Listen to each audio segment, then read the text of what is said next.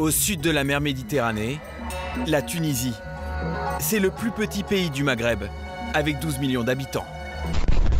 À l'origine, en 2011, d'une onde de choc planétaire. Des milliers de Tunisiens manifestent en ce moment devant le ministère de l'Intérieur à Tunis. Un événement extraordinaire a eu lieu en Tunisie. Un acte d'un courage inouï.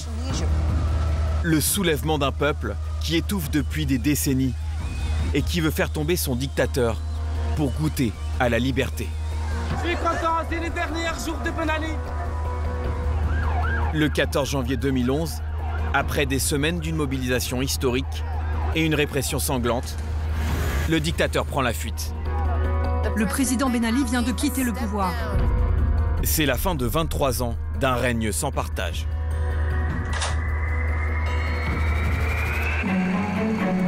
Nous sommes retournés 13 ans plus tard dans le pays.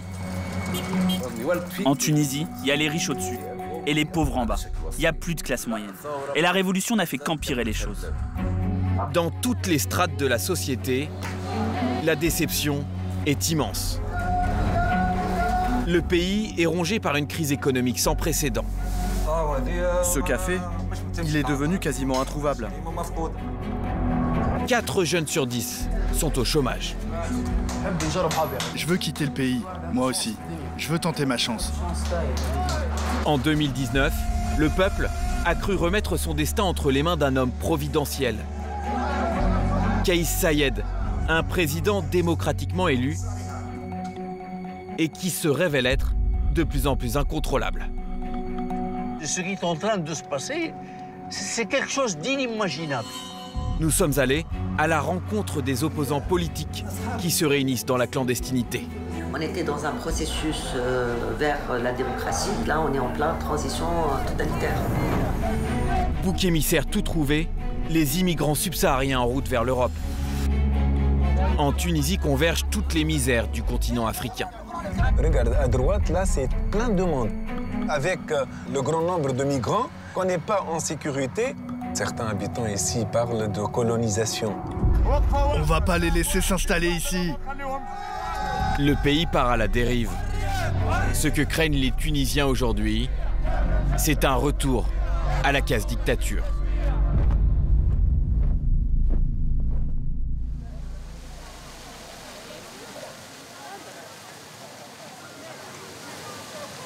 La Médina et ses ruelles sinueuses sont l'un des joyaux touristiques de la capitale tunisienne.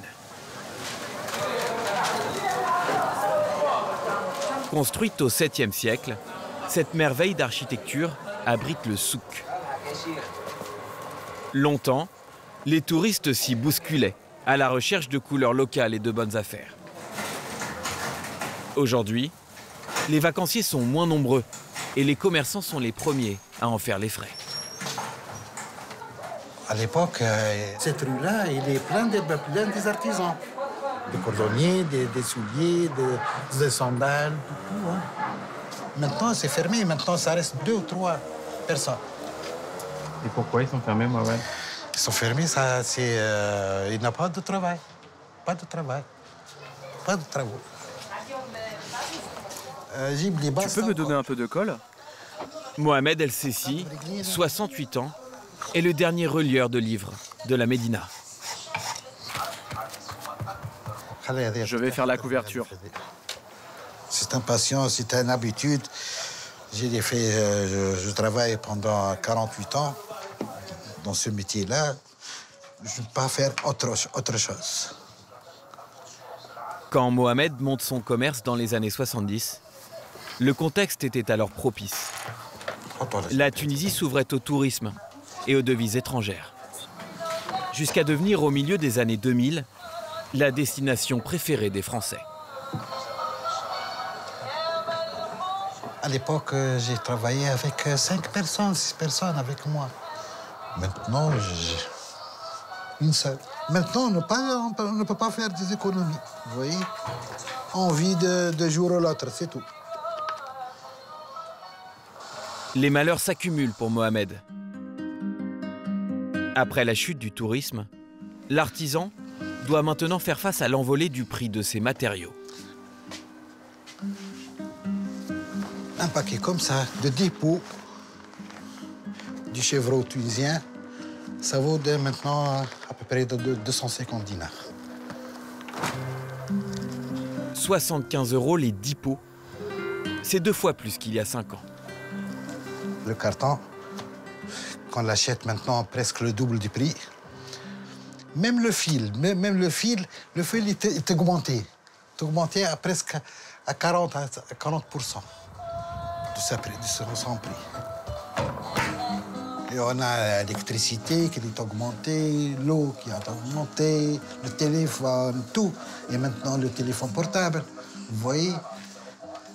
Espérons bien qu'après, on verra des moments plus intéressants.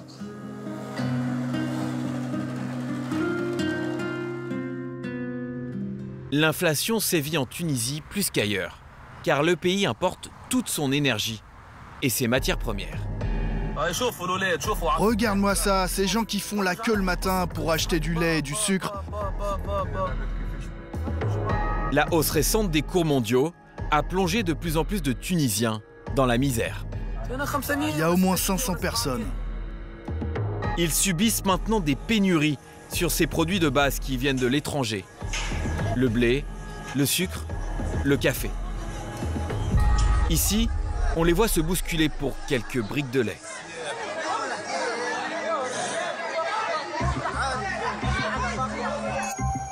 Au marché, les produits locaux n'échappent pas à cette flambée des prix. Plus 18,5% pour les légumes l'an dernier. Les viandes, les poissons sont devenus inaccessibles pour l'essentiel de la population. Sur les pancartes, les prix sont à peine inférieurs à ceux pratiqués en France. Sauf que les salaires, eux, sont bien plus bas. Un Tunisien gagne en moyenne entre 250 et 300 € par mois. C'est le cas de Slim. À 43 ans, il est agent de sécurité dans un grand hôtel du littoral. Il travaille 50 heures par semaine pour seulement 260 € par mois. Slim habite dans la banlieue de Nabeul, une ville dortoir où logent beaucoup de ces petites mains du tourisme.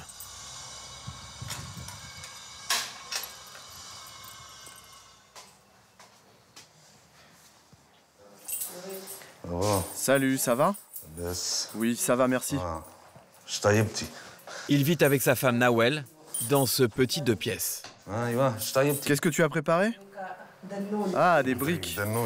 Moi, je l'ai fait comme ça, comme des doigts. Nawel est sans emploi. Cela fait 6 mois qu'elle cherche du travail. Après avoir payé le loyer, il reste au couple en moyenne 150 € pour vivre par mois. Leur pouvoir d'achat est en chute libre. Par exemple, pomme, avant 2 dinars, maintenant le pomme, 5 dinars, 500 000 livres. C'est cher.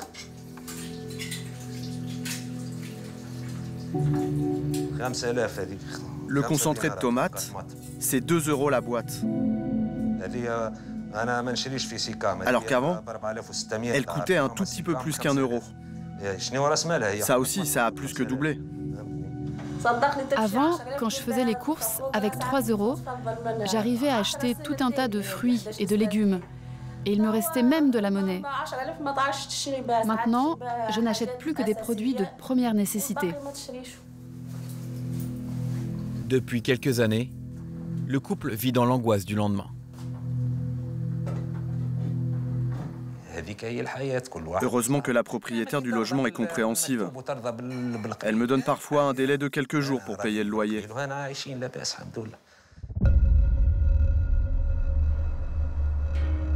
Slim n'est pourtant pas le plus à plaindre en Tunisie. Il nous emmène dans sa région natale. Un bassin minier sur le déclin, en plein centre du pays. Ici, les gens souffrent. Ils n'ont pas de quoi se nourrir, alors qu'au nord, sur la côte, Il y a la mer, les usines, et beaucoup plus de chances de trouver un travail. Tandis qu'au sud, ce n'est pas du tout le cas.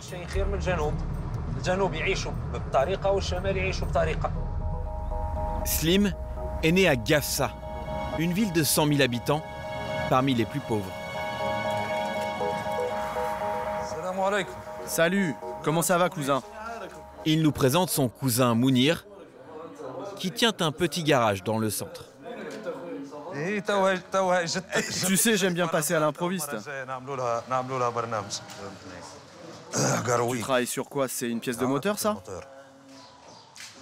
Le quotidien de Mounir, c'est le système D. Pour remettre en état cette bobine d'allumage, il tente de récupérer du cuivre sur cette vieille turbine.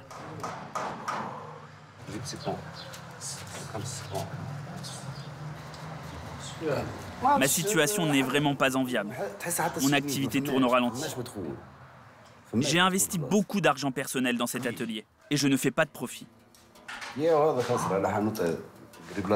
Avant, on travaillait moitié moins et on gagnait mieux notre vie. Cet avant, auquel Mounir fait référence, c'est l'époque avant la Révolution, sous le régime de Ben Ali. Dans ces régions reculées de la Tunisie, le parti du dictateur faisait tout pour maintenir la paix sociale. Il multipliait les subventions et facilitait l'accès au crédit pour les agriculteurs.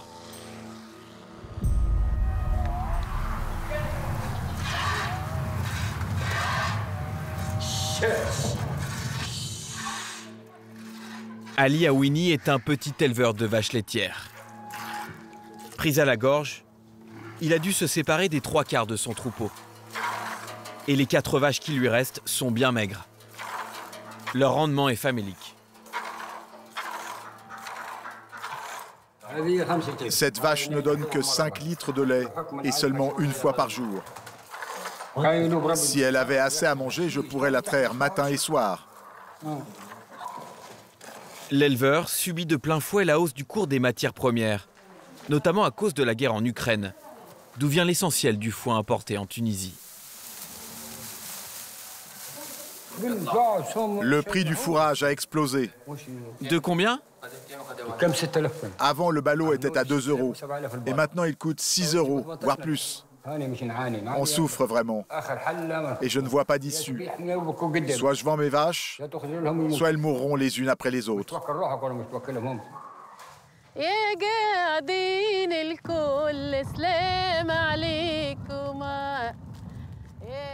Pour faire tourner leur ferme, Ali et sa femme Hafsa misent sur une centaine d'oliviers sur les hauteurs.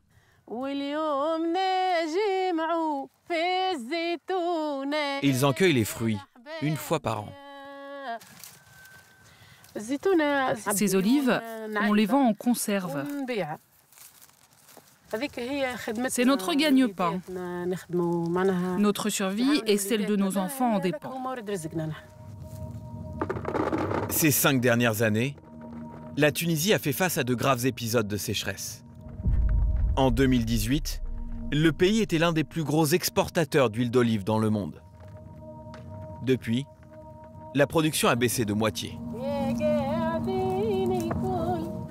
Quand il ne pleut pas, évidemment, comme cette année, la production d'olive n'est pas bonne. On prie Allah qu'il fasse tomber la pluie. Ali, apporte la théière, s'il te plaît. Et n'oublie pas le couteau. Les années se suivent et sont de plus en plus difficiles pour Hafsa et ses amis. Au moment de trier leurs olives, il y a un sujet qu'elles n'abordent plus entre elles. La politique? La politique, on n'en parle plus. On est tellement occupé par le travail dans les champs. Ce que je peux vous dire, c'est que la révolution n'a rien changé. On est toujours aussi endettés. Pour elle, comme pour beaucoup de Tunisiens, la révolution n'a pas porté ses fruits. C'est pourtant au cœur de ces campagnes qu'elle a éclaté. Nous retrouvons Slim. Il en a été le témoin et l'un des acteurs. il nous emmène là où tout a commencé, à Sidi Bouzid. C'est là. On est presque arrivé à Sidi Bouzid. C'est dans cette petite ville de 50 000 habitants que le sort des Tunisiens a basculé. Sur la place centrale, un immense portrait et une date au-dessus, le 17 décembre 2010. Tout a commencé avec le suicide de Mohamed Bouazizi. C'était un vendeur ambulant de fruits et légumes. Ce jour-là, il a eu une altercation dans la rue avec un agent de police municipale. Il s'est alors fait confisquer sa balance. Humilié et dans un geste de désespoir, il s'est aspergé d'essence et il s'est immolé par le feu. Lors de ces funérailles, ils sont plusieurs centaines de jeunes à se rallier derrière le cortège, signe d'une colère populaire si longtemps étouffée.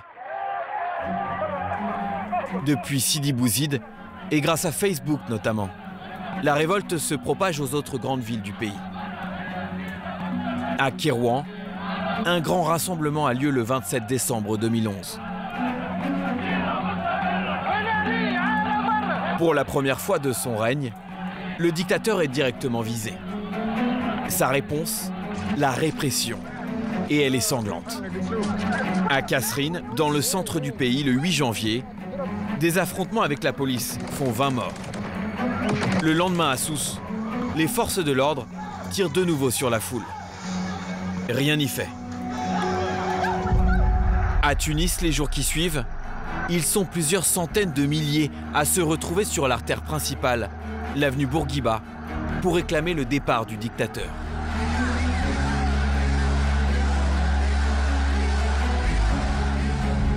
En début de soirée, le 14 janvier 2011, Ben Ali prend la fuite après 23 ans au pouvoir.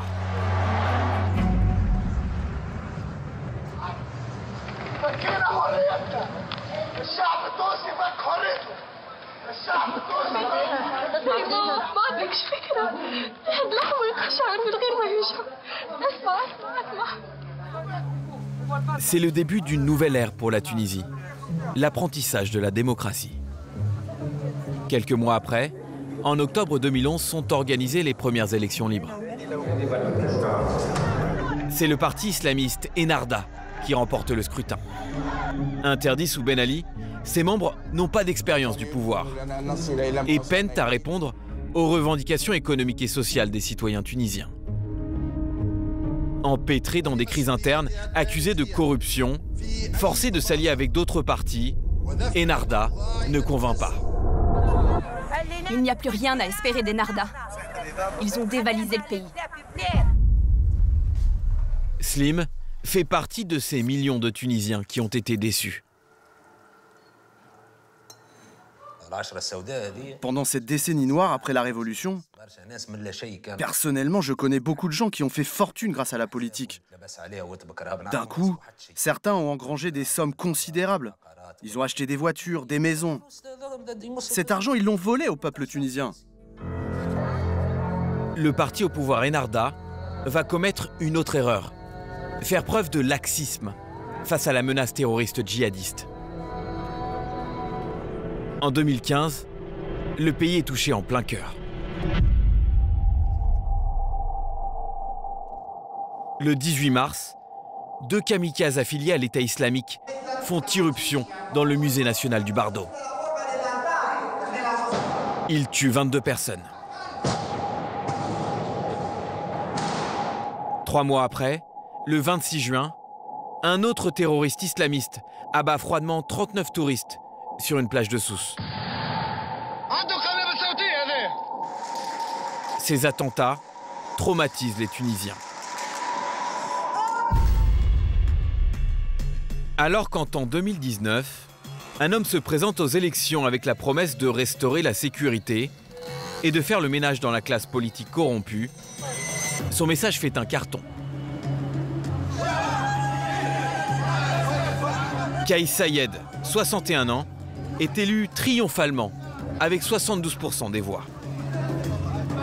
Ancien professeur de droit, il est surnommé Robocop pour sa diction martiale et la brutalité de ses propos. Nous allons débarrasser la Tunisie des lobbies et de tous ces corrompus. L'homme va se montrer complotiste et même antisémite. Concernant la tempête Daniel, est-ce qu'on s'est vraiment posé la question sur l'origine de ce nom? Le mouvement sioniste s'est infiltré, laissant les esprits et toute réflexion dans un coma intellectuel total. Au quotidien, beaucoup de Tunisiens ne pensent qu'à une seule chose, quitter leur pays. Depuis 2011, 400 000 d'entre eux, surtout des jeunes, ont fui de manière clandestine. 100 000 autres ont émigré légalement. Des diplômés, des ingénieurs, des médecins, une main-d'œuvre très qualifiée convoitée dans le monde entier et qui manque cruellement à la Tunisie aujourd'hui.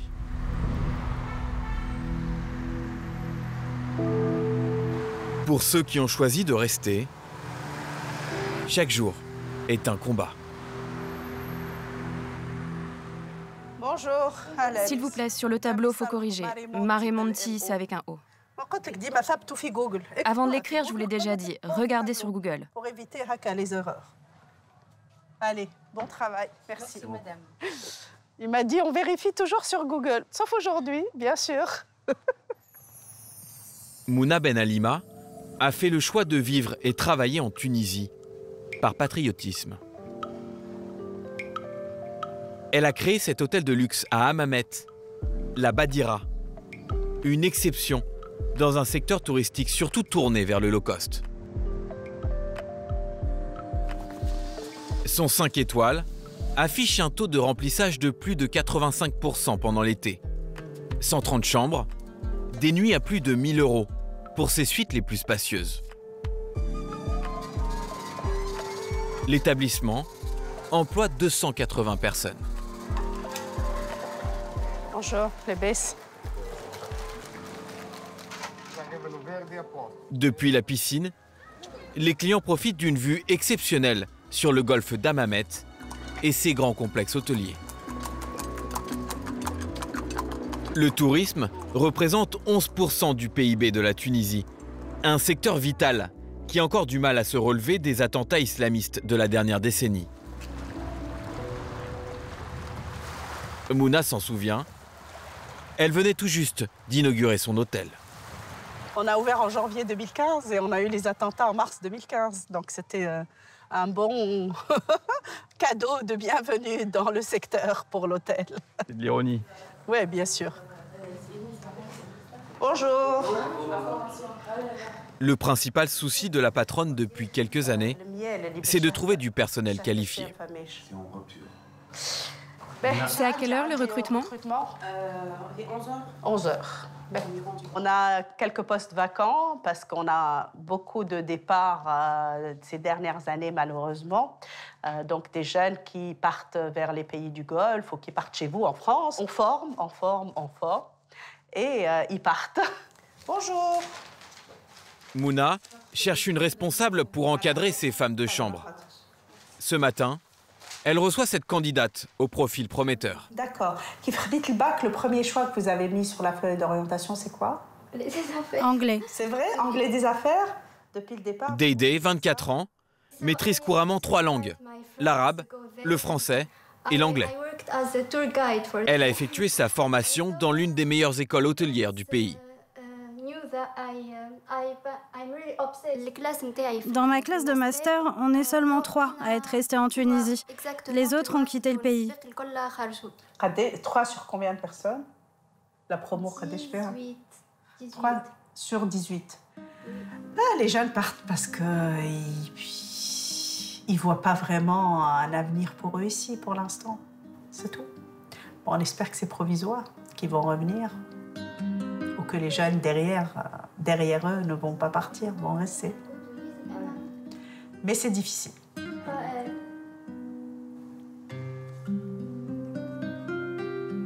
Difficile pour elle aussi de voir que la Tunisie ne fait plus rêver. Elle, qui a tellement cru à l'espoir né lors de la Révolution.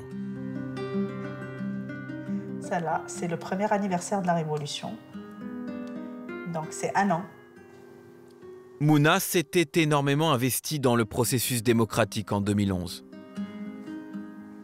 En lançant notamment une initiative citoyenne, un bus qui fait le tour du pays pendant plusieurs semaines pour convaincre les Tunisiens d'aller voter.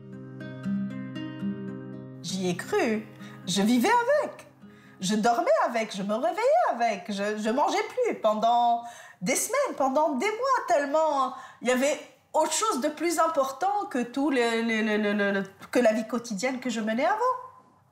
On pensait qu'on allait très vite pouvoir arriver à mettre en place et les institutions, et la croissance économique, et l'amélioration de la situation sociale. Mais on a échoué. On a échoué sur les 3 volets. On a complètement échoué. À l'aveu d'échec, succède désormais pour Mouna l'angoisse de l'avenir. La cote d'alerte a été atteinte le 25 juillet 2021. Ce jour-là, le chef de l'État fait une annonce fracassante. Ma première décision, c'est de suspendre les fonctions du Parlement. La Constitution n'autorise pas sa dissolution, mais elle permet de geler ses activités. Plus de Parlement, Kais Saied limoge également son Premier ministre et supprime le Conseil supérieur de la magistrature quelques mois plus tard. La société tunisienne se fracture entre ses supporters et ceux qui voient dans ce 25 juillet un coup d'État. Saied fait aussi rédiger une nouvelle constitution sur mesure qu'il soumet à référendum. Le scrutin est massivement boycotté. Seulement 1 Tunisien sur 4 approuve le texte. Le 14 janvier 2022, lors du 11e anniversaire de la Révolution, c'est à coups de matraque et de canon à eau que la foule est dispersée. Du jamais vu depuis l'époque Ben Ali.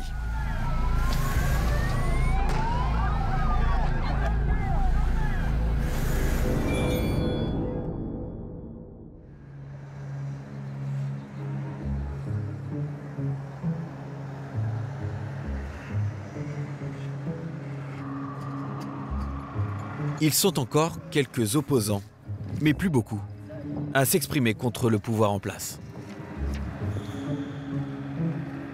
Et ce 13 octobre 2023, c'est à la nuit tombée, dans un petit appartement de la capitale tunisienne qu'ils se retrouvent.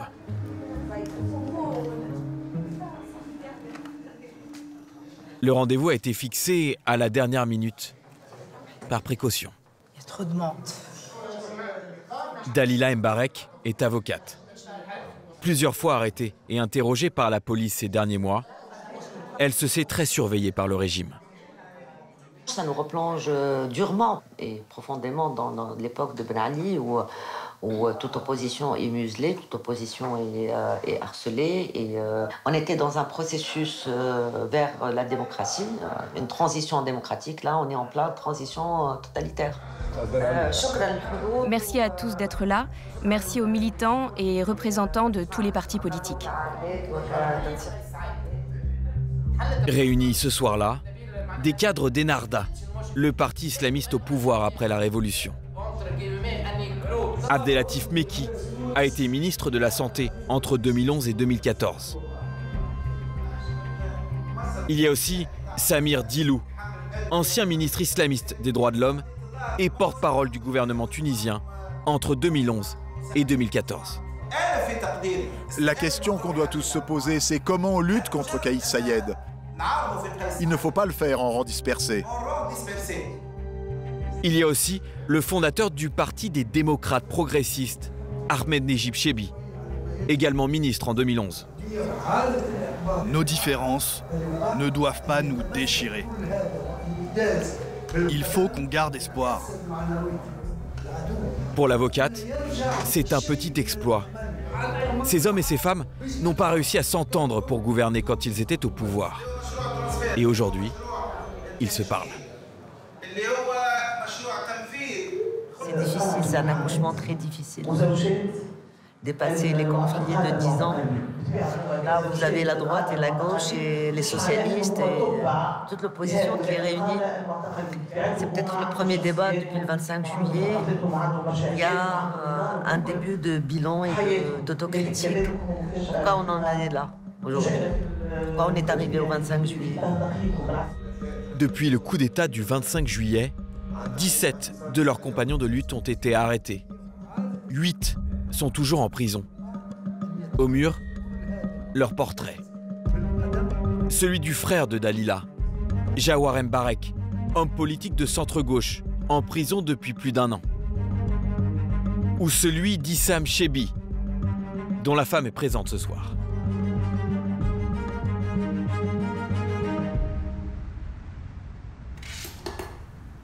Faiza vit sans son mari depuis le mois de février 2023. Je vais faire des shawarma. J'ai préparé à manger pour Issam. Il en aura pour une bonne partie de la semaine. Pour vendredi, samedi, dimanche. Issam Chebbi était notaire avant de s'engager il y a 20 ans au sein du courant centriste. Il a toujours été un homme politique modéré. Ça, c'est une photo de lui, dans les couloirs du Parlement. Mais depuis le 25 juillet 2021, il avait osé critiquer Kais Saied à plusieurs reprises, et en public, notamment lors de cette émission de radio très populaire. Le président de la République est devenu un monarque tout-puissant, à un niveau jamais atteint, même sous Ben Ali. Il a été arrêté 1 mois après ses propos. Issam et moi, nous nous rendions tous les 2 au marché pour faire nos courses. Ils nous ont arrêtés comme si nous étions des terroristes. Il y avait tellement de voitures, de policiers. Ils se sont emparés d'Issam par la force. L'homme politique est immédiatement placé en détention sans avoir le droit à un avocat. Ce dont il est accusé, avoir fomenté un complot contre la sûreté de l'État. Issam est en prison parce qu'il est opposant politique.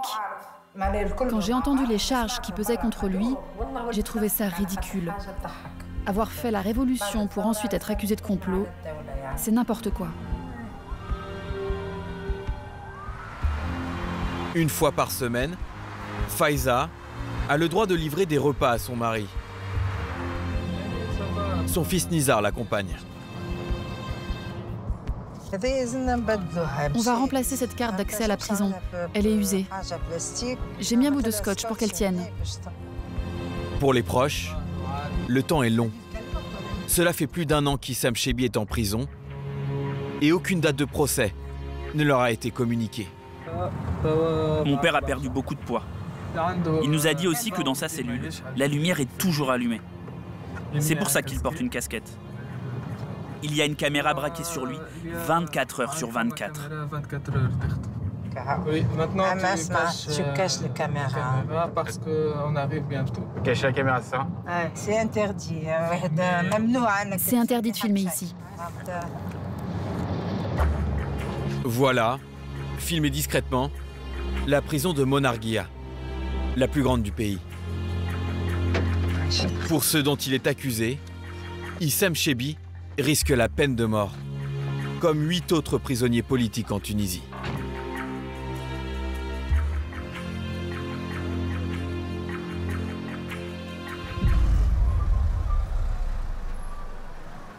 À l'étranger, c'est un autre scandale qui a choqué.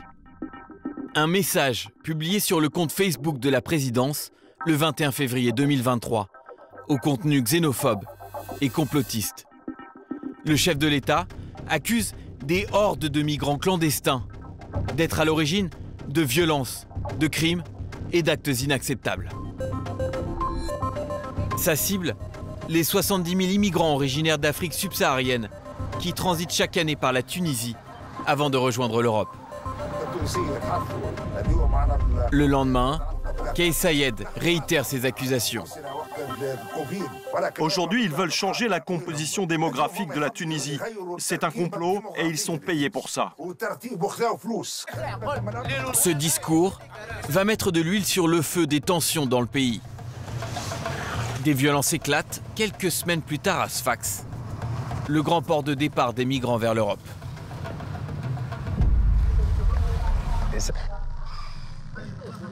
Salam alaikum. Le soir du 3 juillet 2023, tout démarre avec une bagarre dans la banlieue nord de la ville. Au sol, un Tunisien vient d'être poignardé. Il va mourir sur place. Ce sont des Africains qui ont fait le coup. Il est en train de mourir. C'est dramatique. J'en reviens pas. La scène est diffusée en direct sur les réseaux sociaux. Dans les minutes qui suivent, les habitants du quartier se rassemblent autour du corps. Ils sont très vite des centaines, armés de bâtons, de barres de fer et de couteaux. On n'en peut plus.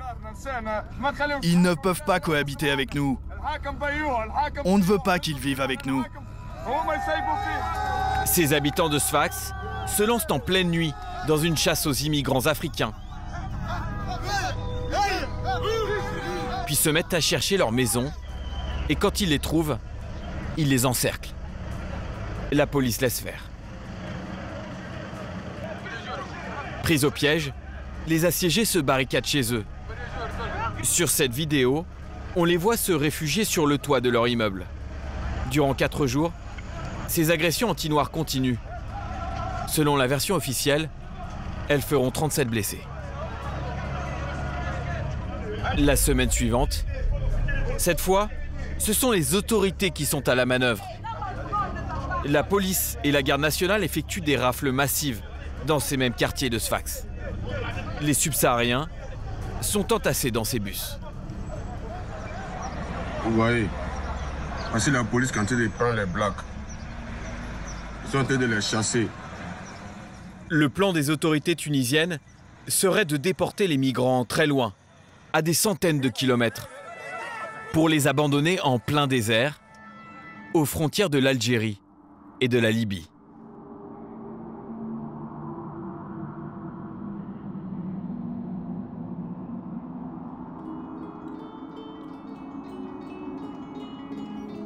Ces images ont fait le tour du monde.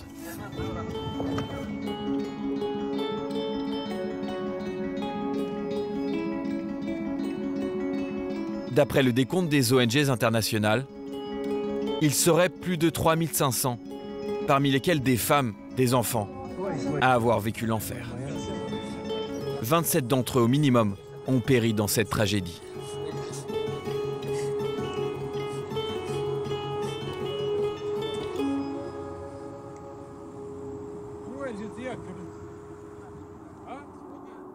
Beaucoup de Tunisiens ont été choqués. Mais le sentiment anti-immigré reste largement partagé.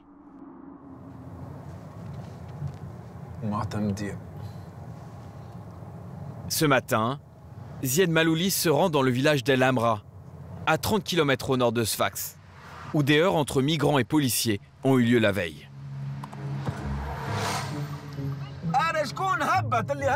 L'enseignant de 42 ans a monté un groupe Facebook appelé « Nettoyons les trottoirs » et ouvertement contre l'immigration clandestine. Il est suivi par 215 000 abonnés. Voilà. De l'autre côté, à droite aussi, ici, voilà, ils cherchent de l'eau parce qu'il y a les puits. Voilà, même de l'autre côté, il y a 6 ou 7 personnes. Regarde, à droite, là, c'est plein de monde. C'est un café pour les subsahariens. Zied Malouli soutient son président sur la question migratoire.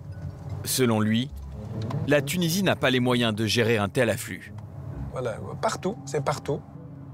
Certains habitants ici parlent d'occupation, de colonisation. Et les habitants donc souffrent de ça aussi. Ils demandent à l'État d'intervenir au moins pour protéger Les familles qui sont là... Dis-moi, c'est comment le climat ici? C'est invivable, c'est un peu inquiétant. Quand on passe au magasin pour acheter des produits, on ne trouve rien. Et t'as été embêté par eux? Ah non, moi... Mais quand même, le climat général, c'est un climat donc inquiétant. Voilà.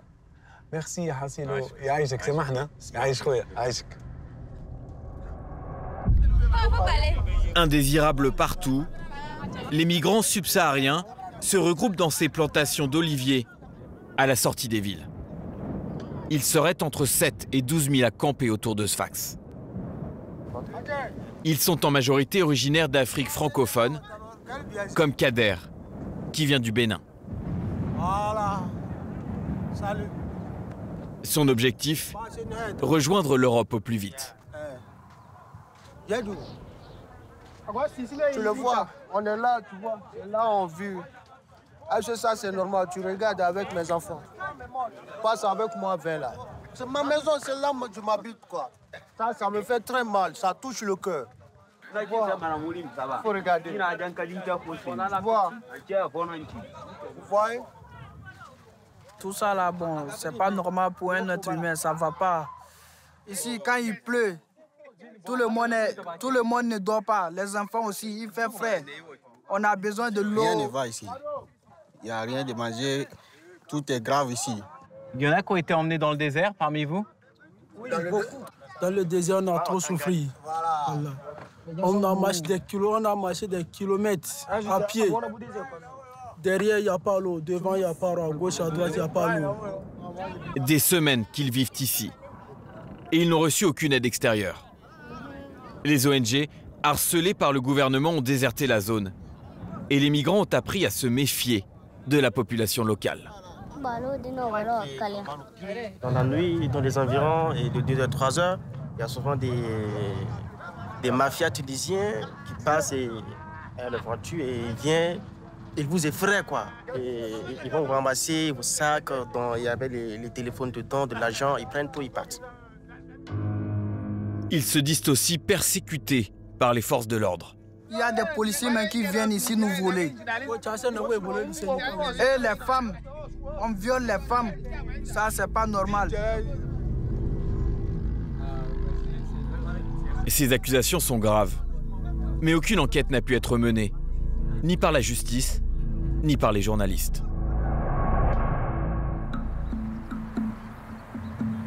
En Tunisie, ceux qui pourraient vérifier ces faits subissent dorénavant des intimidations au quotidien.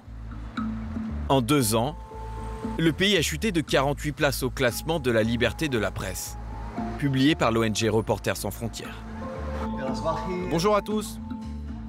À 59 ans, Ziad Eleni est l'une des plus grandes figures du paysage médiatique tunisien. Le journaliste n'a jamais fait la moindre concession. Arrêté sous Ben Ali pour des articles jugés trop critiques, le 14 janvier 2011, il laissait éclater sa joie.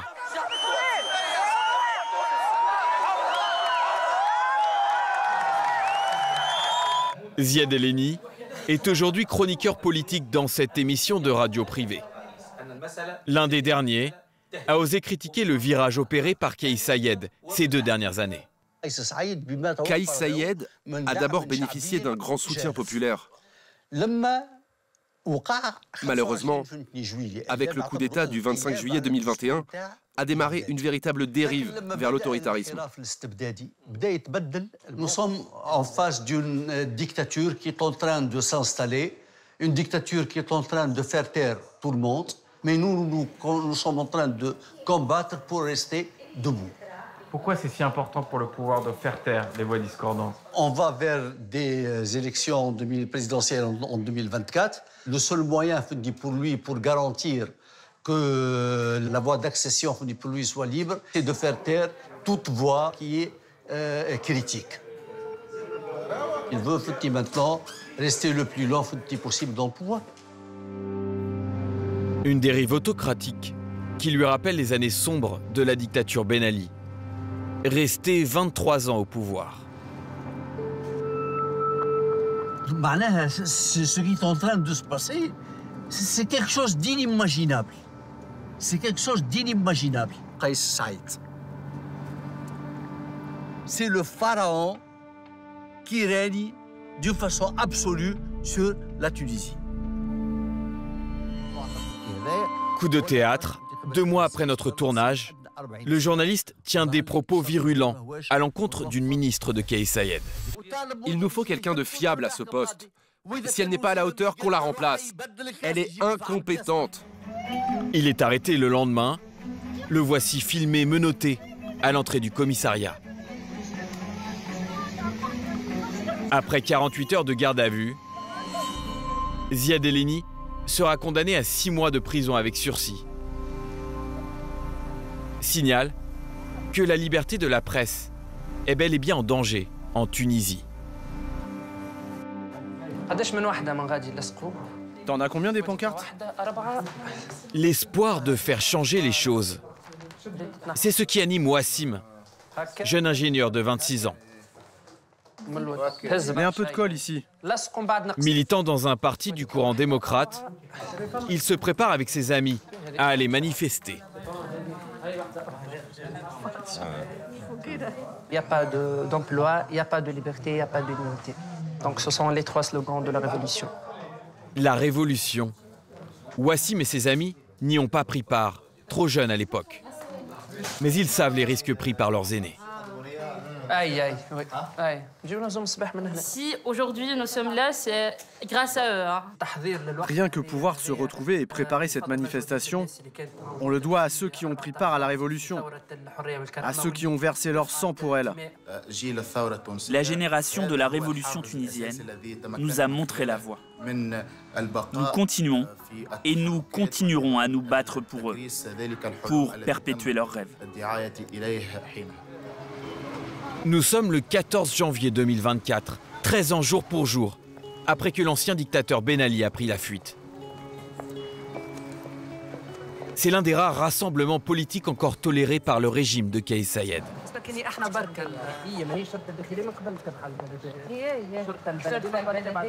Comme d'habitude, le policier est toujours là dans toutes les manifestations. Et surtout après le 25 juillet 2021. Sur l'artère principale de la ville, l'avenue Bourguiba, ils ne sont que quelques centaines de manifestants. Divisés en 2 groupes bien distincts. D'un côté, les militants et les figures emblématiques du parti politique Ennahda. Ils avaient eu la confiance des Tunisiens au lendemain de la Révolution, sans réussir à répondre à leurs attentes.